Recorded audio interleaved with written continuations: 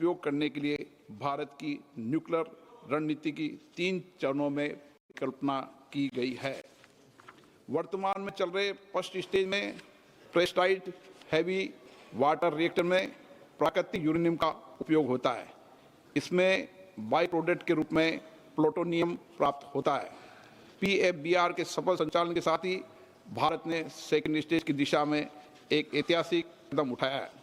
इस स्टेज में हम अधिक न्यूक्लियर ईंधन का उत्पादन करने के लिए फास्ट ब्रीडर रिएक्टर में प्लूटोनियम उपयोग करेंगे। परंपरागत रिएक्टर की तुलना में एक फास्ट ब्रीडर रिएक्टर में अपनी ईंधन खपत के मुकाबले ज़्यादा ईंधन का उत्पादन करने की विशिष्ट क्षमता होती है। हमारी थर्ड स्टेज थोरियम यूरेनियम पर आधारित रिएक्टर होगा। इससे ऊर्जा का सतत और दीर्घकालीन भविष्य सुनिश्चित होगा। ऐसे समय में जब भारत की ऊर्जा की जरूरतें तेजी से बढ़ रही है, हम स्वच्छ ऊर्जा के लिए पूरी तरह प्रतिबद्ध हैं। न्यूक्लियर पावर एक ऐसा स्रोत है जो हमें भरोसेमंद 24 घंटे और कम कार्बन वाली बिजली उपलब्ध कराता है। सभी हितधारकों के लिए सिविल न्यूक्लियर ऊर्जा सेक्टर को खोलने के लिए इसी सदन ने दिसंबर 2025 में शांति एक्ट पारित किया था। राष्ट्रव्यापी दृष्टिकोण के साथ हम 100 गीगावाट न्यूक्लियर ऊर्जा के लक्ष्य को हासिल करने की दिशा में सक्रिय रूप से आगे बढ़ रहे हैं। PFBR के क्वालिटी हासिल करने के साथ ही भारत ने लंबे समय से परिकल्पित इस प्रोग्राम के दूसरे चरण में प्रवेश कर लिया है। PFBR भारत के निरंतर प्रयास, इनोवेशन और राष्ट्रीय प्रतिबद्धता का गौरवपूर्ण साक्षी है। यह हमारी वर्तमान क्षमताओं को भविष्य की अधिक सतत और आत्मनिर्भर न्यूक्लियर ऊर्जा से जोड़ने वाली महत्वपूर्ण कड़ी है। ये उपलब्धि पूरी तरह स्वदेशी के द्वारा हासिल की गई है। ये reactor Indira Gandhi atomic research centre द्वारा डिजाइन किया गया है। इसे nuclear power corporation of India limited ने बनाया है। इसमें अन्य भारतीय उद्योगों की भी महत्वपूर्ण भागीदारी है।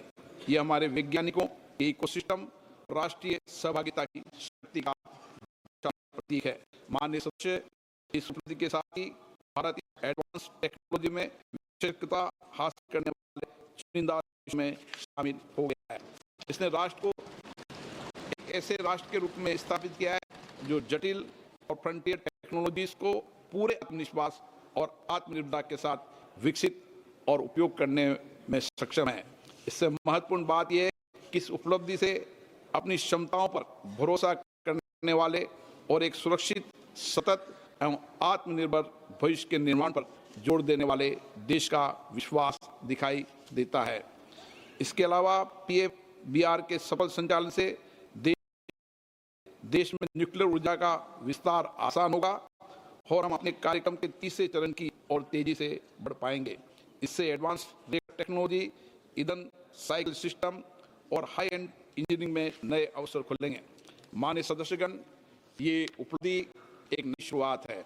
ऐसी शुरुआत जो हमारे वैज्ञानिक पायोनियर्स के विजन को आगे बढ़ाती है। एक ऐसी शुरुआत जो ऊर्जा आत्मनिर्भरता के लिए हमारी यात्रा को सुदृढ़ करती है। एक ऐसी शुरुआत जो हमें विकसित भारत के लक्ष्य के निकट लाती है।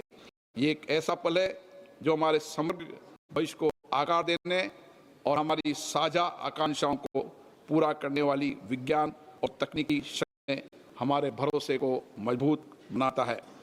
PFBR के नियंत्रित चेन रिएक्शन की पहली चिंगारी केवल ऊर्जा उत्पादन की उपलब्धि नहीं है, बल्कि आने वाली पीढ़ियों के उज्जवल भविष्य का संकेत है।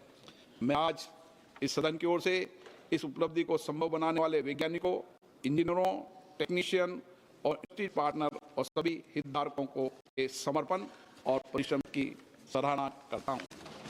सदन भी तालियां बजाए तो सराहना हो जाएगी। के माध्यम से जब गर्भवती महिला को पोषण मिलता है तो आने वाला भविष्य भी समर्थ है।